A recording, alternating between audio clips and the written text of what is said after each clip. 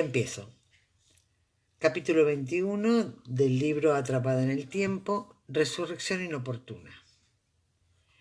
Seguía pensando en banqueros cuando nuestro carruaje se detuvo delante de la residencia que había alquilado el duque en la rue de Saint-Anne, una casa grande, con amplios jardines.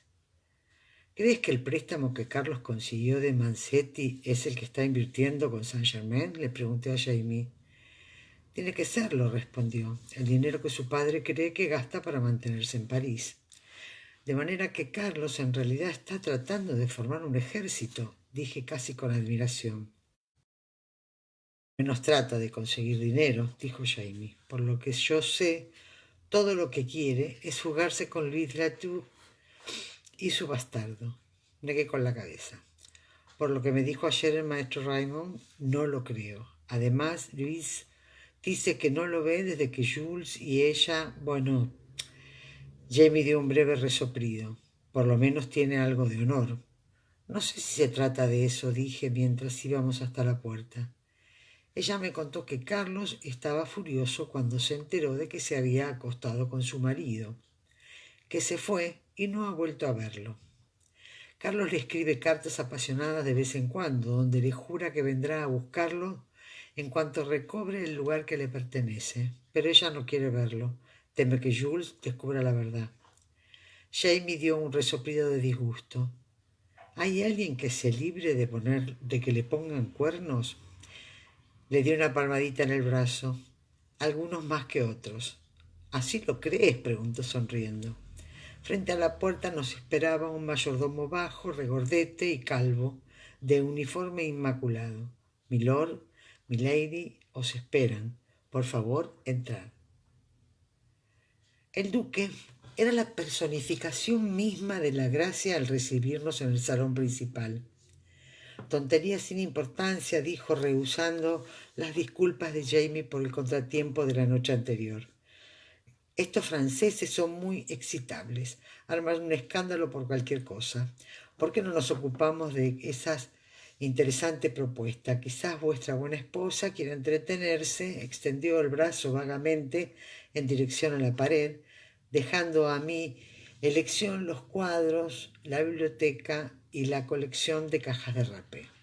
Gracias, murmuré, y fui en la dirección que me indicaba, simulando concentrar toda mi atención en un gran boucher que representaba una mujer desnuda, sentada sobre una roca en medio de la naturaleza.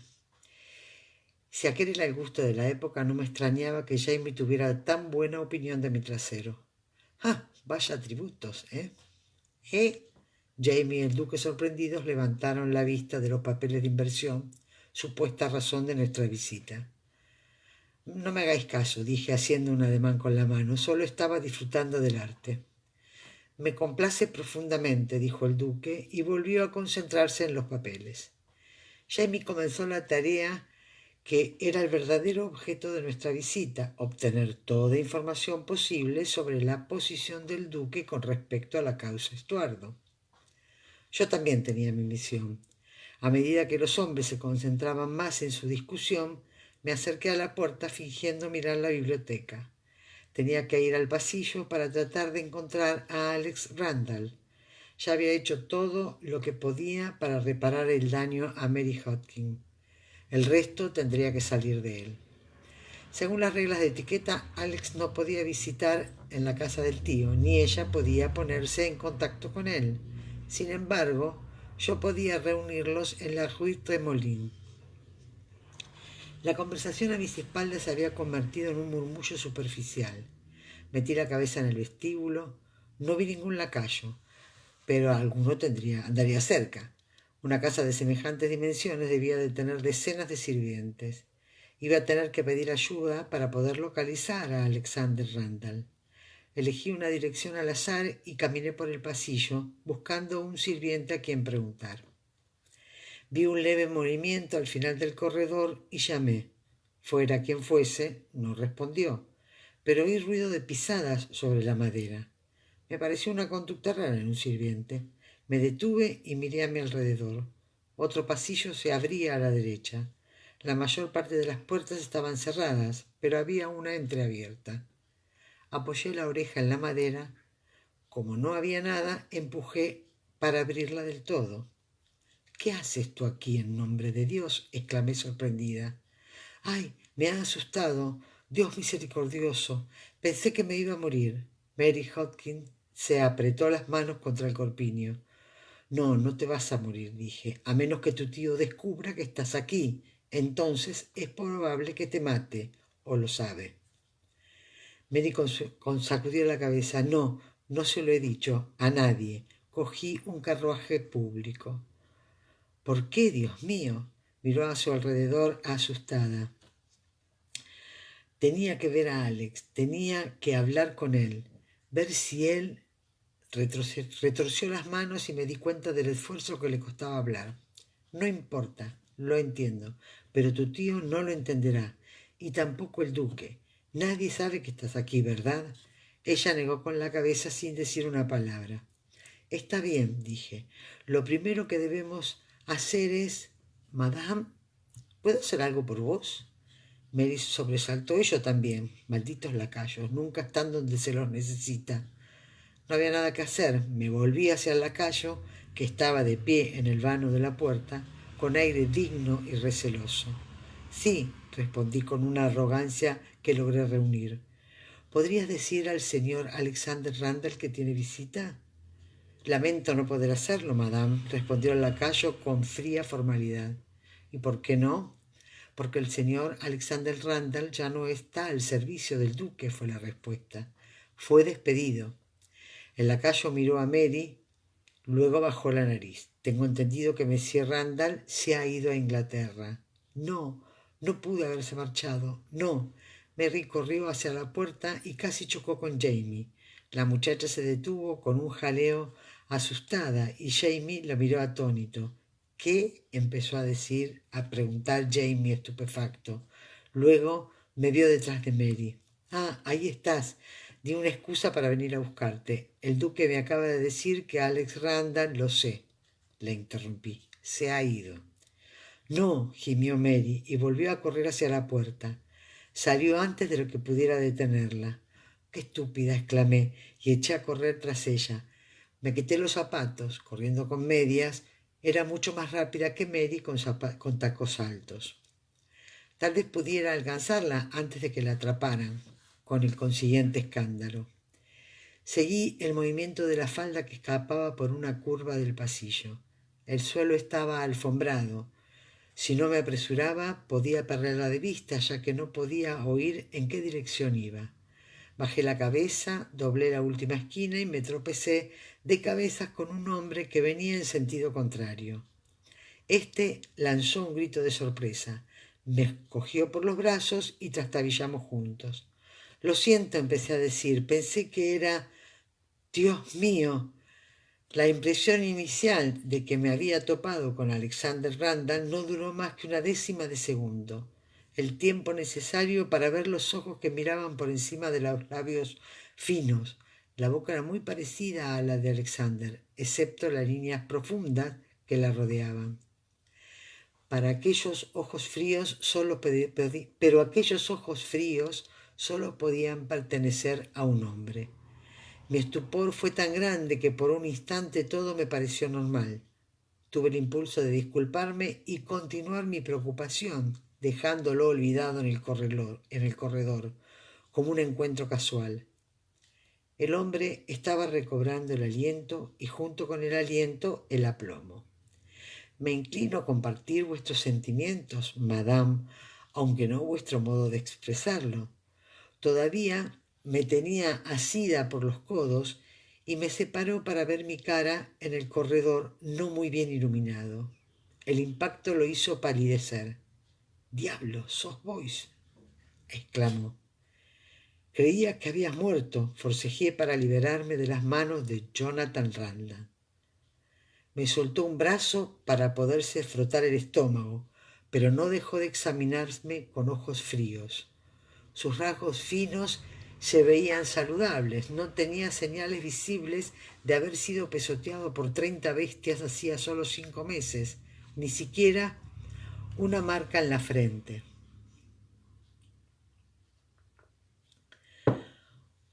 Una vez más, madame, comparto vuestra impresión. Yo estaba bajo una creencia similar con respecto a vuestro estado de salud. Es posible que seáis una bruja después de todo. ¿Qué hicisteis? ¿Os convertiste en loba?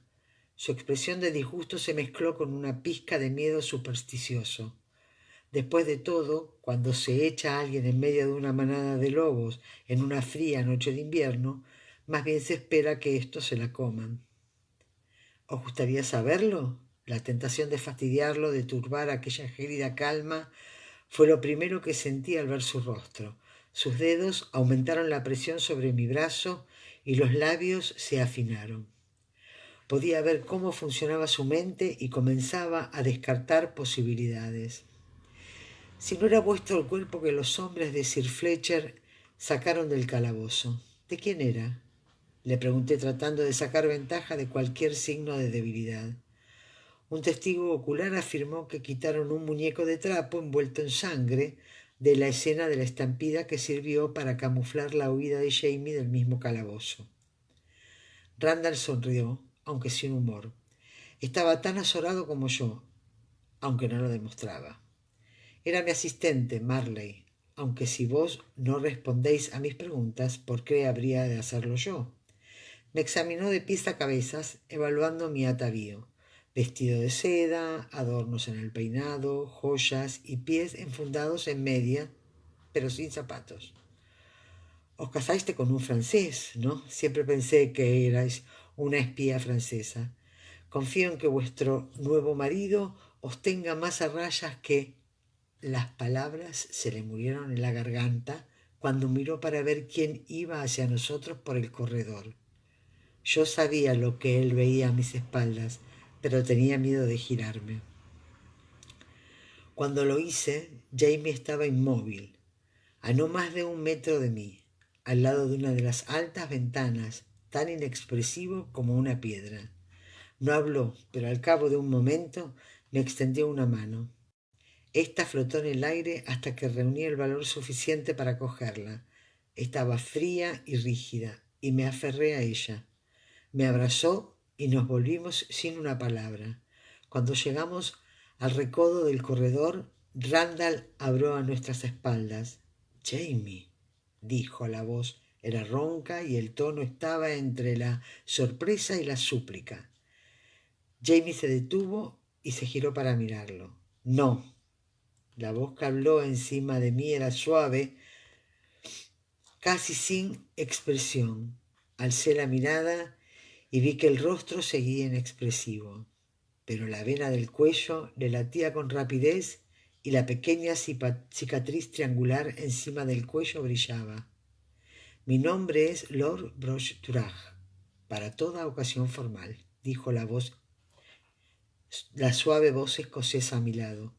«Y más allá de los requerimientos formales, no me volveréis a dirigir la palabra hasta que roguéis por vuestra vida ante la punta de mi espada. Entonces podréis usar mi primer nombre, porque será la última palabra que pronunciaréis». Con repentina violencia se giró y su capa se abrió, tapándome la visión de Randall mientras doblábamos la esquina del corredor. El carruaje todavía nos esperaba. Yo subí con miedo de mirar a Jamie. El ruido de la portezuela al cerrarse me hizo levantar la mirada, pero antes de alcanzar el tirador del carruaje partió con una sacudida que me arrojó sobre el asiento. Con esfuerzo y maldiciendo me puse de rodillas y miré por la ventanilla. Él no estaba. No había nada en el sendero, excepto la sombra del ciprés y del álamo. Golpeé frenéticamente el techo del carruaje, pero el cochero gritó a los caballos, azuzándolos para que fueran más rápido. Había poco tráfico a aquellas horas e íbamos a gran velocidad por las estrechas calles, como si nos persiguiera el diablo. Cuando nos detuvimos en la Rue de Molins, salté del coche asustada y furiosa a la vez. «¿Por qué no te detuviste?», increpé al cochero. Este se encogió de hombros. «El amo me ordenó que os trajera a casa sin demora, madame». Cogió el látigo y acarició la grupa del caballo. «Espera», grité, «quiero regresar». Pero él hundió la cabeza entre los hombros y simuló no oírme. El carruaje se alejó. Furiosa e impotente, me volví hacia la puerta, donde apareció la figura pequeña de Fergus. Alzó las cejas con sorpresa al verme llegar. —¿Dónde está Murstag? —pregunté.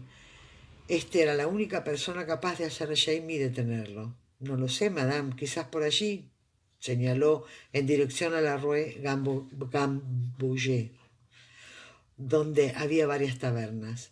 Puse una mano sobre el hombro de Fergus para apremiarle. —Corre a buscarlo, Fergus, lo más rápido que puedas. Alarmado por mi tono, saltó los escalones y desapareció antes de que yo pudiera recomendarle que tuviera cuidado. No obstante, el niño conocía la vida parisina mejor que yo. Pero solo podía preocuparme por una cosa a la vez. Las fantasías en las que Fergus era capturado y ahorcado por sus actividades desaparecieron ante la visión de Jamie pronunciando las últimas palabras a Randall. Seguramente no habría vuelto a entrar a la casa del duque. No, me dije para tranquilizarme, no llevaba espada, no iba a actuar con precipitación. Ya lo había visto en batallas antes, la mente fría y calculadora, ajena a las emociones que pudieran nublar su juicio. Y para esto, por encima de todo, se ceñiría a las formalidades. Se refugiaría en las rígidas prescripciones, en las fórmulas para la satisfacción del honor. Necesitaba algo a que aferrarse ante las emociones que lo sacudían, la terrible sed de sangre y la venganza. Me detuve ante el espejo para arreglarme el pelo. Piensa, Bishop, le dije, si vas a enfrentarte a un duelo, ¿qué es lo primero que necesitará? Una espada. No, no podía ser. La suya estaba arriba, colgada en el armario, aunque podía pedir una prestada. No creía que se enfrentara al duelo más importante de su vida con otra espada. Su tía Dougal Mackenzie se la había regalado a los 17 años y la había enseñado a usar, así como los trucos y puntos fuertes de un espadachín zurdo. Dougal lo había hecho practicar durante horas hasta que, según me contó, sentía que el mental adquiría vida y se transformaba en una prolongación de su brazo. Jamie me había contado que se sentía desnudo sin su espada, y aquella no era una pelea a la cual pudiera presentarse desnudo. No, de haber necesitado la espada, habría ido a casa a buscarla. Maldita sea, ¿cuál era el protocolo de un duelo? Antes de llegar a la espada, ¿cuáles eran los pasos a seguir? El resto, por supuesto. Las palabras de Jamie en el corredor, ¿lo eran? Recordaba vagamente personajes abofeteados con guantes, pero no tenía ni idea de si realmente se trataba de la costumbre o si era el producto de la imaginación de un cineasta. Entonces recordé. Primero el reto, luego determinar algún lugar escondido para no llamar la atención de la policía ni de la Guardia Real. Y como mensajero del reto y para determinar el lugar se necesitaba a alguien más. Allí había ido entonces a buscar a su padrino Mustang. Aunque Jamie encontrara a Mustang antes que Fergus, había que ocuparse de las formalidades. No sabía que tenía la costumbre de vestirte en el pasillo, o de lo contrario me habría quedado en la sala, dijo una voz a mis espaldas. Me giré. El hombre que se desperezaba en la puerta del salón con los brazos extendidos tocando el marco de la puerta era grande, casi tan grande como Jamie, con los mismos movimientos rígidos y el mismo aire de frío aplomo, pero tenía el pelo oscuro y los ojos verdes. Era Dougal Mackenzie, que aparecía de repente en mi casa como si lo hubiese llamado con el pensamiento. —¿Qué estás haciendo aquí, en nombre de Dios? —Siéntate —dijo—, parece que no estás bien. —Muy observador de tu parte —señalé. Empecé a ver manchas negras que se me nublaban la visión y pequeños destellos brillantes. —Disculpa —dije educadamente, y puse la cabeza entre las rodillas. Jamie, Fran, Randall, Dougal, los rostros pasaban fugazmente por mi cerebro y los nombres me zumbaban en los oídos. Jamie no se batiría a duelo con Randall de inmediato. Eso era lo importante. Había un poco de tiempo para pensar, para hacer algo, pero ¿qué? Bueno, dije, ¿qué estás haciendo aquí? Las cejas oscuras se arcaron con sorpresa. ¿Necesito excusa para visitar a un pariente? Todavía tenía gusto a bilis en mi garganta, pero al menos las manos me habían dejado de temblar. En estas circunstancias, sí, le dije. Me incorporé y fui en busca del coñac.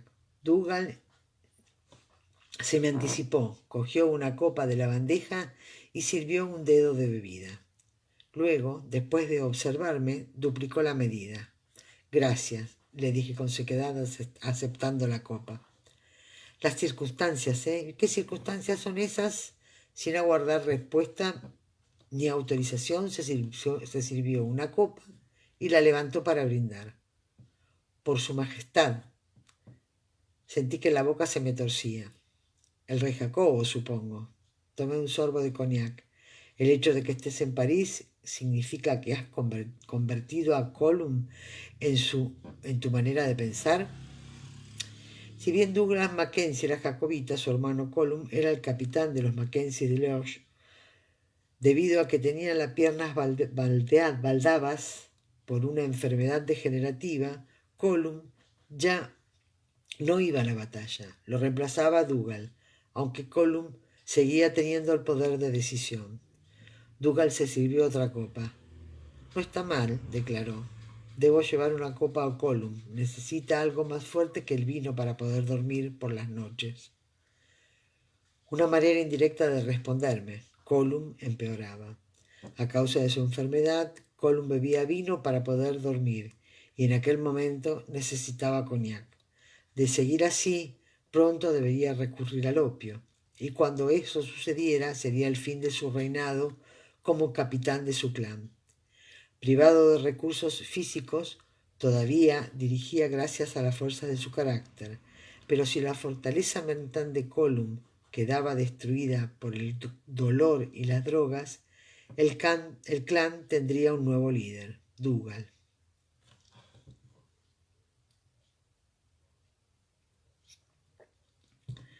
Lo observé por encima de mi copa. Él me devolvió la mirada sin intimidarse. Su rostro era muy parecido al de su hermano, con rasgos fuertes y pronunciados, pómulos altos y anchos y nariz larga y recta.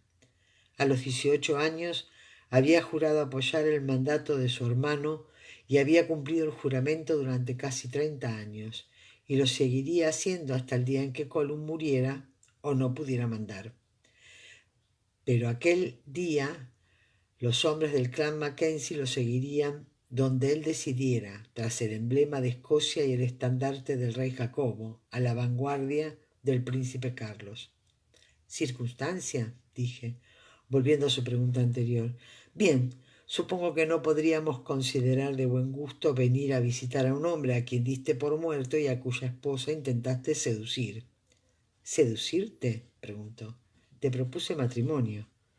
Ofreciste violarme, según recuerdo. Le expecté, en realidad, si me había propuesto matrimonio por la fuerza después de negarse a ayudarme a rescatar a Jamie de la prisión de Wentwood el invierno anterior, aunque su motivo principal era apoderarse de la heredad de Jamie de Lalibosh. No le disgustaba en absoluto otra recompensa que le traería el matrimonio, entre ellas el goce de mi cuerpo. Con respecto a negarme a rescatar a Jamie, continuó, no había manera de hacerlo, ni tenía sentido arriesgar a mis hombres en una empresa condenada al fracaso. Jamie era el primero en entenderlo, sería el primero en entenderlo, y era mi deber, como pariente, ofrecer protección a su esposa, si él moría. Yo era el padre adoptivo del muchacho, ¿no? Echó atrás la cabeza y vació la copa. Tomé un largo sorbo. El coñac me quemó la garganta y el esófago. Tenía razón. Jamie no lo había culpado por no querer arriesgarse. Tampoco esperaba que yo lo hiciera. Y fue solo un milagro que tuviera éxito. Por mi parte, aunque le conté a Jamie el ofrecimiento del padrastro, no le hice referencia alguna al aspecto carnal de su intención. Después de todo, no esperaba volver a Dougal Mackenzie. Sabía que era un hombre que aprovechaba las oportunidades. Cuando Jamie estaba a punto de ser ahorcado, ni siquiera esperó a la ejecución de la sentencia para asegurarse la posesión de mi persona y de la propiedad que yo estaba a punto de heredar. Cuando Colum muriera o fuera incapaz, Dougal quedaría a cargo del clan Mackenzie enseguida. Y si Carlos Estuardo lograba el respaldo que buscaba, Dougal lo apoyaría. Después de todo, ya tenía experiencia en ostentar el poder. La di en mi copa pensativa. Colum tenía intereses comerciales en Francia, sobre todo vino y madera. Aquel sería el pretexto de la visita de Dougal, pero estaba segura de que tenía otras razones, y el hecho de que el príncipe Carlos estuviera en París era una de ellas. Dougal Mackenzie tenía algo positivo. Un encuentro con él estimulaba los procesos mentales por la mera necesidad de intentar dilucidar qué se traía entre manos. Con la inspiración de su presencia y un buen trago de cognac tuve una idea. Bueno, de todos modos me alegro que hayas venido, dije. ¿De veras? Sí. Me levanté y fui hacia el pasillo. Necesito que me acompañes a la comisaría de la policía. Al ver que abría la boca con sorpresa, sentí una pequeña esperanza. Si había conseguido coger desprevenido a Dougal Mackenzie, también podría detener un duelo. ¿Quieres decirme qué crees que estás haciendo?, inquirió Dougal. No, respondí, aunque supongo que tendrías que saberlo. ¿Sabías que Jack Randall está vivo? No sabía que hubiera muerto, respondió. La contestación me tomó por sorpresa. Pero claro, tenía razón. Creíamos que Randall había muerto porque Monsieur Marcus confundió el cuerpo mutilado de su asistente durante la liberación de Jamie. Era natural que la noticia de su muerte no llegara a las tierras altas, pues simplemente no se había producido. Traté de ordenar mis pensamientos. No está muerto, pero está en París. ¿En París? Esto atrajo su atención y levantó las cejas. Después los ojos se le agrandaron al preguntar bruscamente: ¿Y Jamie? ¿Dónde está? Me alegró ver que distinguía el asunto principal. Aunque no sabía lo que había ocurrido entre Jamie y Randall en Westwood, nadie lo sabía, excepto Jamie, Randall y yo, estaba muy bien enterado de las acciones anteriores de Randall y sabía cuál era la reacción de Jamie al encontrarse con él allí fuera de Inglaterra. No lo sé, respondí mirando las ventanillas. Estábamos pasando Les Alliés y el olor a pescado era muy fuerte. Hoy hemos visto a Randall inesperadamente en la casa del duque de Sandringham. Jamie me envió a casa en el carruaje y desde entonces no lo he visto. Seguro que piensa matarlo. Sacudí la cabeza y le expliqué lo que pasaba. No puedo permitir que tenga lugar un duelo, dije. No lo permitiré. Dougal asintió abstraído. Sí, sería peligroso. No es que el muchacho tenga dificultades en matar a Randall. Fui yo quien le enseñó, ¿sabes? Añadió con cierta presunción. Pero la tendencia por duelo... Pero porque la policía... ¿Qué querrás? ¿Que los apresen antes a tu propio marido? A Jamie no, a Randall. Una ancha sonrisa se dibujó en su rostro mezclado con cierto escepticismo. ¿Así? ¿Y cómo lo lograrás? Una amiga y yo fuimos atacadas en la calle hace algunas noches, expliqué. Los hombres estaban enmascarados. No pude identificarlos, pero uno de ellos era de la estatura de Jonathan Randall. Voy a declarar que lo he reconocido como uno de los que nos atacaron. Las cejas de Dougal se alzaron y después se juntaron. De repente se le ocurrió algo. Cristo santo, sí que tienes valor. ¿Os robaron?, preguntó con tacto. Contra mi voluntad sentí que la ira me encendía las mejillas. No, respondí. Ah. Se reclinó contra los cojines del carruaje todavía mirándome. ¿Pero os hicieron daño? Miré hacia la calle, pero sentí su mirada en el escote de mi vestido deslizándose hacia la curva de mis caderas. A mí no, dije, pero a mi amiga ya veo. Se mantuvo en silencio un momento y después me preguntó pensativo: ¿Has oído hablar de Les Disciples? Giré la cabeza para mirarlo. Estaba en un rincón observándome. No, ¿quiénes son?, quise saber. Dougal se encogió de hombros y se enderezó, observando por la ventanilla el Croix d'Orfèvre. Una especie de sociedad, jóvenes de buena familia, con cierto interés en cosas inmorales, diríamos. ¿Y qué sabes tú acerca de los Disciples? Solo lo que he oído en una taberna de la Cité, explicó, que la sociedad exige mucho de sus miembros y que el precio de la iniciación es alto, según algunos parámetros, ¿Y cuáles son esos parámetros?, le pregunté. Sonrió con cierta severidad antes de responder. Lograr desvirgar a una doncella, por ejemplo, o conseguir los pezones de una mujer casada. Echó un rápido vistazo a mis pechos. Tu amiga es virgen, ¿verdad? ¿O lo era? Lo era. ¿Qué más sabe de Disciple? ¿Sabes quiénes están implicados? Negó con la cabeza. Solo rumores. El vizconde de Busca, el menor de los Chasmiser, quizás el conde de Saint-Germain. ¿Te encuentras bien, muchacha? Se inclinó hacia adelante consternado. Estoy bien, dije, y respiré hondo. Muy bien. Saqué el pañuelo y me sequé el sudor. No os queremos hacer daño, señora. La voz resonó en mi memoria. El hombre de camisa verde era de estatura media y moreno, delgado y de hombros angostos. Sí, esa descripción encajaba con Jonathan Randall, también encajaba con la del conde de Saint-Germain. Pero ¿podría haber reconocido su voz? ¿Era concebible que un hombre normal estuviera sentado frente a mí comiendo mousse de salmón y conversando cortésmente apenas 2 horas después del incidente de la Rue Faubourg de Saint-Honoré? Sin embargo, utilizando la lógica, ¿por qué no? Yo lo había hecho, después de todo, y no tenía ninguna razón para suponer que el conde fuera un hombre normal. El coche ya se estaba deteniendo y tenía poco tiempo para la reflexión. Estaba a punto de dejar libre al responsable de la violación de Mary y de salvar la vida al enemigo más odiado por Jamie.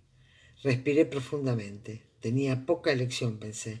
La vida era lo más importante. La justicia iba a tener que esperar su turno.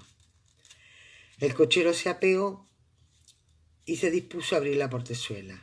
Me mordí el labio y miré a Dougal Mackenzie. Este me devolvió la mirada, encogiéndose de hombros. ¿Qué quería que hiciera él? ¿Vas a respaldar mi historia?, le pregunté. Dougal miró hacia Cuando des Orfebres. ¿Estás segura?, me preguntó. Sí. Se me secó la boca, como a mí. Se deslizó por el asiento y me extendió una mano. Entonces roguemos a Dios que no terminemos los dos en la cárcel, dijo.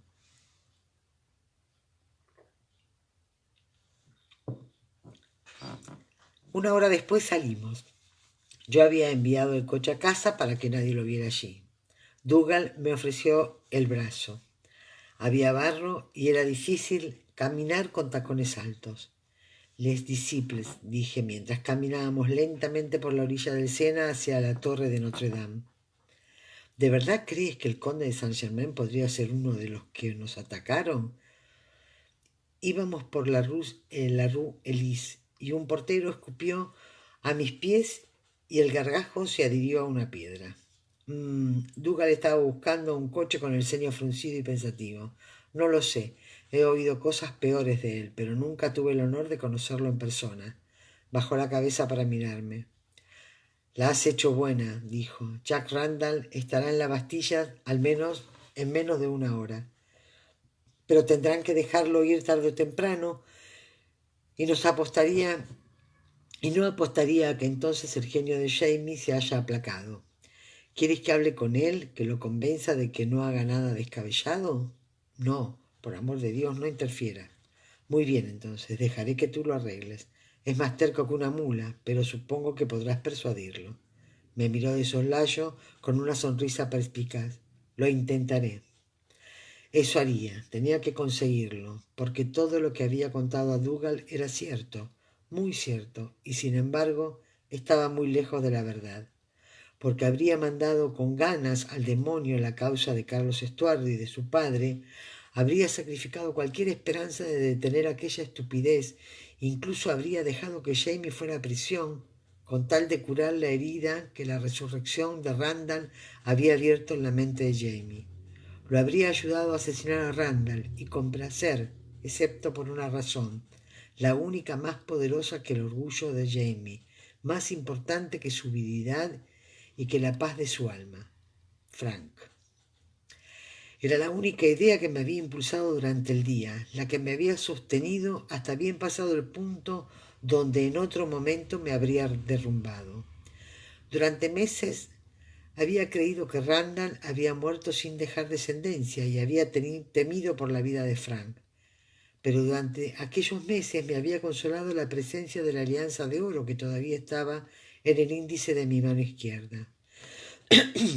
El anillo era un talismán durante las oscuras horas de la noche. Cuando las dudas me asaltaban en los sueños, si todavía llevaba el anillo de Frank, significaba que éste estaba vivo. Me lo había repetido 1,000 veces.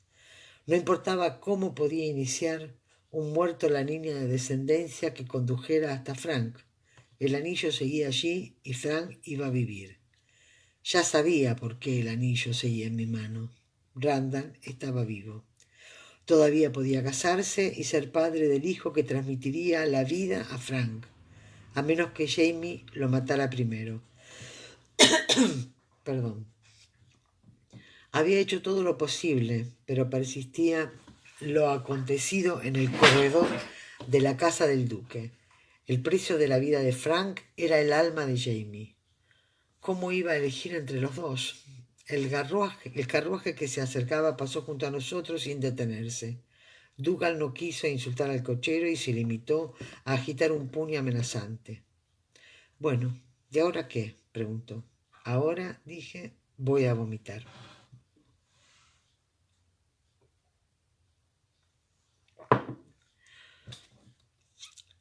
Era casi de noche cuando regresé a la Rue de Molin. Me encaminé directamente al dormitorio para dejar el abrigo, preguntándome si ya había vuelto Jamie. Así era. Me quedé inmóvil en el vano de la puerta examinando la habitación. Mi botiquín estaba sobre la mesa, abierto. «Por Jesucristo», exclamé. Jamie había estado ahí y se había vuelto a marchar. Su espada ya no estaba. El pelo cubría parte del suelo del tocador y del taburete. Levanté un rizo, sintiendo el cabello fino y suave entre los dedos. Sentí un escalofrío que comenzó en algún punto entre los hombros y descendió por la columna. Recordé a Jamie sentado en la fuente de la Maison de Rohan, contándome cómo había librado su primer duelo en París. La cinta que me sujetaba el pelo se rompió y me caía en los ojos, así que apenas veía lo que hacía. De manera que no quería volver a correr aquel riesgo. Al sentir el sedoso rizo de Jamie en mi mano, pude imaginar la fría deliberación con que había procedido. Oía el ruido del metal contra su cráneo al cortar todo lo que pudiera oscurecer su visión. Nada se interpondría entre él y la muerte de Jonathan Randall, excepto yo. Todavía con el rizo en la mano fui hasta la ventana y miré afuera, como esperando verlo en la calle, pero la Rue Trémoulin estaba tranquila. En la casa se oía el murmullo cotidiano. Abajo tenían lugar los preparativos para la cena. Como no esperábamos a nadie aquella noche, el bullicio era mínimo. Comíamos con sencillez cuando estábamos solos. Me senté sobre la cama y cerré los ojos apoyando las manos sobre mi vientre abultado, haciendo con fuerza el rizo, como si Jamie estuviera a salvo si no lo soltaba. Habría llegado a tiempo. La policía había encontrado a Jack Randall antes que Jamie, y se habían llegado a la vez, justo a tiempo para encontrar a Jamie desafiando a Randall a un duelo formal, y si así era, por lo menos los dos estarían a salvo, en prisión quizás, pero aquel era un detalle sin importancia en comparación con otros peligros. Y si Jamie había encontrado a Randall primero, miré hacia afuera. Tradicionalmente los duelos se liberaban al amanecer, pero no sabía si Jamie podía esperar. En aquel momento podría estar cara a cara en algún lugar apartado donde el choque de las espadas y los gritos no atraerían la atención de nadie. Pero sería una lucha a muerte. Lo que había entre aquellos hombres solo podía solucionarse con la muerte. ¿La muerte de quién? ¿La de Jamie o la de Randall y con la suya la de Frank? Sin duda Jamie era mejor espadachín, pero como desafiado, Randall tenía la elección de las armas, y el éxito con las pistolas no residía tanto en la habilidad como en la suerte. Solo las mejores pistolas apuntaban bien, o incluso éstas podían errar el tiro. ¿Qué diablos haces, Claire? Me sobresalté de tal manera que me mordí la lengua. Los dos ojos de Jamie estaban en sus órbitas. Nunca los había visto con el pelo tan corto. Parecía un desconocido, con los fuertes huesos de su rostro marcándose bajo la piel. ¿Qué hago? Repetí. ¿Qué hago? Estoy sentada con un rizo de tu pelo en la mano preguntándome si estás muerto o no. Eso hago. No estoy muerto. Cruzó hasta el armario y lo abrió. Llevaba su espada, pero se había cambiado de ropa. Tenía puesta su chaqueta que le permitía el libre movimiento de los brazos. Sí, me he dado cuenta, le dije. Has sido muy considerado al venir al decírmelo. He venido a buscar mi ropa. Sacó 2 camisas y un abrigo largo y los puso sobre un banco. ¿Tu ropa? ¿A dónde vas? No sabía qué había pasado cuando volviera a verlo, pero no esperaba aquello. A una posada. Me observó y al parecer llegó a la conclusión de que yo merecía algo más que una explicación de 3 palabras. Se volvió y me miró. Cuando te envié a casa en el coche caminé un rato hasta que me tranquilicé. Luego vine a la casa a buscar la espada y regresé a la mansión del duque para retar a Randall a un duelo. El mayordomo me dijo que Randall había sido arrestado. Me miró con ojos lejanos como en las profundidades del océano. Tragué saliva otra vez. Fui a la Bastilla. Me dijeron que habías acusado a Randall de lo de la otra noche. ¿Por qué? Jamie, le dije, no puedes matarlo. No sabría si emocionarme por tu interés en mi seguridad o si ofenderme por tu falta de confianza. Pero de cualquier manera no debes preocuparte.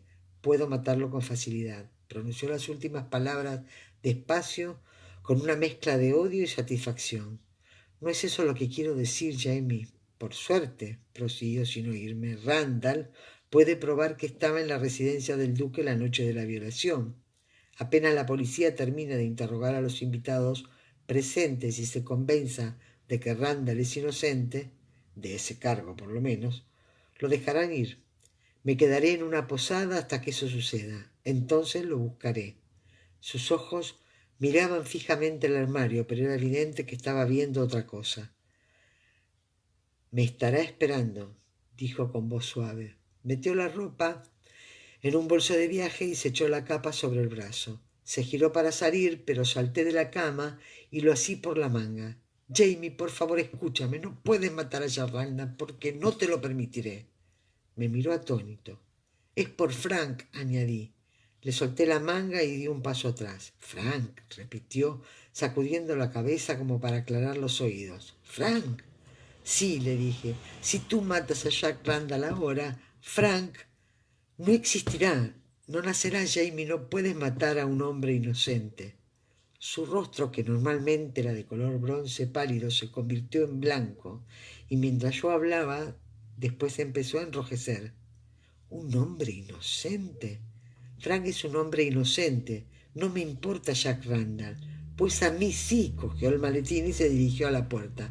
Por Dios, Claire, trata de impedir que me vengue del hombre que me obligó a hacer su ramera, que me puso de rodillas e hizo que le chupara el pene manchado con mi propia sangre. Por Cristo, Claire. Abrió la puerta de un golpe y salió al corredor antes de que pudiera alcanzarlo. Había oscurecido. Los sirvientes ya habían encendido las velas y el corredor estaba iluminado. Lo agarré del brazo y tiré de él. Jamie, por favor. Se soltó impacientemente de mi mano. Yo estaba casi llorando, pero contenía las lágrimas. Cogí el maletín y se lo arrebaté. Por favor, Jamie, tan solo espera un año. El hijo de Randall será concebido en diciembre. Después ya no importará. Pero por favor, espera hasta entonces. Hazlo por mí. Los candelabros que había sobre una mesa con bordes dorados arrojaron sus sombras enormes y vacilantes en la pared opuesta. Jamie la miró con las manos apretadas como si se estuviera enfrentando a un gigante sin rostro y amenazante que lo sobrepasaba como una torre. Sí, susurró como para sí.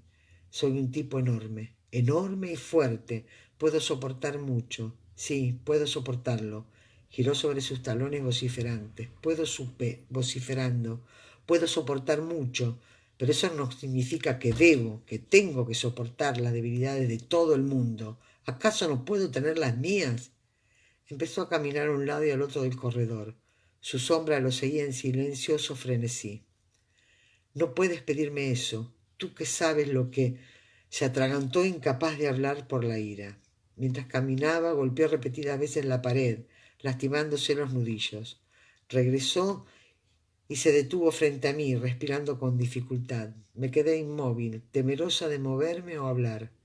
Asintió una o dos veces rápidamente, como si estuviera tomando una decisión. Sacó la daga de su cinturón y me obligó a apretar los dedos contra la empuñadura. Se abrió de un tirón el cuello, dejó al descubierto la garganta y me levantó la mano con sus dedos apretados sobre los míos. Me eché hacia atrás con todas mis fuerzas, pero él llevó la punta de la daga debajo de la lívida cicatriz que el cuchillo de Randall había dejado allí años atrás. «Jamie, basta, basta ya». Le así la muñeca con mi otra mano, con tanta fuerza como pude, aflojándosela lo suficiente para liberar mis dedos. El cuchillo cayó al suelo, saltando entre las piedras hasta quedarse en un rincón de la alfombra. Jamie permaneció frente a mí con el rostro blanco y los ojos iracundos. Le cogí el brazo, estaba tan rígido como la madera. Por favor, créeme. No haría eso si no hubiera otro camino, dije. Me debes la vida, Jamie, si no no una, sino dos veces. Te salvé de ser ahorcado en Wentworth y cuando tuviste fiebre en la abadía. Me debes una vida, Jamie. Me miró un largo rato antes de responder. Cuando lo hizo, la voz volvió a ser tranquila, con cierta amargura. Ya, y ahora exiges que te pague. Sus ojos eran de un azul claro y profundo. Tengo que hacerlo. Es la única manera de hacerte razonar. ¿Razonar? Ah, razonar. No, no puedo ver que haya nada que razonar. El corredor recorría la segunda planta, estaba alfombrado y tenía enormes vitrales en la pared. Jamie caminó hacia el otro extremo, regresó con paso todavía lento y formal. Volvió hacia el otro extremo, así una y otra vez. Me senté en un sillón. Por fin se detuvo frente a mí con los pies separados y las manos detrás de la espalda. Esperó a que lo miraran antes de hablar. Su rostro estaba inmóvil, sin signos de agitación que lo traicionaran, aunque había profundas líneas de cansancio alrededor de sus ojos. 1 año, entonces, fue lo único que dijo. Se volvió de inmediato y ya se había alejado unos metros cuando por fin pude salir del sillón. Apenas me había puesto en pie cuando regresó y pasó a mi lado. Llegó de 3 zancadas al enorme vitral y le dio un puñetazo. El vitral constaba de miles de cristales de colores unidos por trozos de plomo derretido. Aunque el vitral entero, una representación del juicio de París, se sacudió en su armazón, el esqueleto de plomo sostuvo intactos casi todos los cristales, a pesar del puñetazo. Solo un agujero en los pies de Afrodita dejó entrar la suave brisa primaveral. Jamie se quedó un momento quieto, apretándose las manos. Una oscura mancha roja comenzó a teñir el puño de encaje. Volvió a pasar junto a mí mientras me dirigía hacia él y salió sin decir nada. Me dejé caer en el sillón con tanta fuerza que del almohadón de terciopelo saltó una nubecita de polvo. Allí me quedé inmóvil, con los ojos cerrados, sintiendo la fresca brisa nocturna. ¿Podría Jamie perdonarme alguna vez? El corazón se me encogió. Al recordar la mirada que me había dirigido, «¿Cómo puedes pedirme eso?», me había dicho. «Tú que sabes lo que...» «¿Cómo?» Sí, sabía y pensé que ese conocimiento podría arrancarme de al lado de Jamie como me había arrancado desde Frank. Me perdonase Jamie o no, no iba a poder perdonarme a mí mismo si condenaba a un hombre inocente al que una vez había amado. Los pecados de los padres, murmuré, los pecados de los padres no lo pagarán los hijos. «Madame», di un salto y abrí los ojos. Me encontré con una criada asustada que dio un paso atrás. «Madame, ¿os sentís mal? Os traigo...» «No, no», respondí con tanta firmeza como pude. Me siento bien. Deseo quedarme sentada aquí un momento. Por favor, retírate. La muchacha pareció ansiosa por obedecerme. Oui, madame, dijo y desapareció. Antes de medianoche volví al dormitorio. Jamie estaba allí, sentado ante una mesita, observando un par de polillas que revoloteaban alrededor de la vela. Dejé mi capa en el suelo y fui hacia él. No me toques, dijo. Vete a la cama. A pesar de que estaba absorto, me detuve. Pero tu mano, empecé a decir, no importa. Vete a la cama, repitió. Los nudillos de la mano derecha estaban ensangrentados y tenían el puño de la camisa lleno de sangre. Pero no me habría atrevido a tocarlo en aquel momento, aunque hubiera tenido un puñal clavado en el vientre. Lo dejé observando las polillas y me fui a la cama. Me desperté cerca del alba. A través de la puerta pude ver a Jamie tal cual lo había dejado, sentado ante la mesita. La vela ya se había extinguido, las polillas no estaban, y él tenía la cabeza entre las manos, con los dedos entre los pelos. Me levanté. Sentí frío con el delgado camisón. Jamie no se volvió cuando me acerqué, aunque sabía que yo estaba allí. Cuando le toqué la mano, la dejó caer sobre la mesa y dejó caer la cabeza hacia atrás, hasta apoyarla justo debajo de mis senos. Respiró hondo cuando empecé a friccionarla y sentí que se le empezaba a ir la tensión.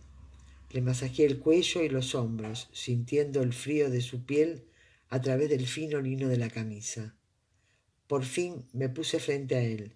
Jamie extendió los brazos, me rodeó la cintura, acercándome a él y hundiendo la cabeza en mi camisón, justo encima de la pequeña prominencia redonda del hijo por nacer. Tengo frío, dije por fin. ¿Quiere venir y darme calor? Después de un momento asintió y se puso en pie. Lo conduje a la cama, lo desvestí sin que se resistiera y lo metí debajo de los edredones. Me arrimé a su cuerpo hasta que el frío de su piel se desvaneció y permanecimos apretados. Apoyé cuidadosamente una mano en su pecho, acariciándolo suavemente hasta que el pezón se puso rígido, en un pequeño nudo de deseo. Él apoyó su mano sobre la mía para detenerla. Yo tenía miedo que se alejara y lo hizo, pero solo para acomodarse junto a mí. Dios, cuánto te amo, susurró como si hablara consigo mismo. Me besó, impidiéndome una respuesta y rodeándome un seno con su mano herida. Se preparó para hacerme el amor. Pero tu mano, dije por segunda vez esa noche. No importa, respondió. Bueno, un sub y baja de emociones para Clarita, ¿no? Nos estamos viendo, después voy a leer todos los mensajes que escribieron. Muchas gracias por los comentarios, algunos los pude pispear de costadete. Nos estamos viendo. Mañana toca la cuarta parte, Escándalo, el capítulo 22, La caballeriza real. Espero con ansias la lectura. Muchas gracias.